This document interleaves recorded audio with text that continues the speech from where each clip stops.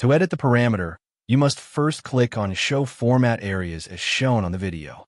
The parameter can be found in the top left-hand side of the report. Type True to disable the gutter.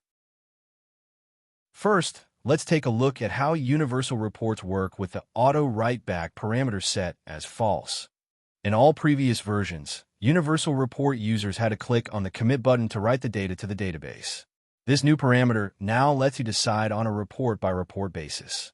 Type True to activate auto writeback, and notice that as soon as the cell is exited, the value commits to the database. Auto writeback is especially helpful when you have cascading pick lists. Users no longer have to commit to have a dependent pick list refreshed.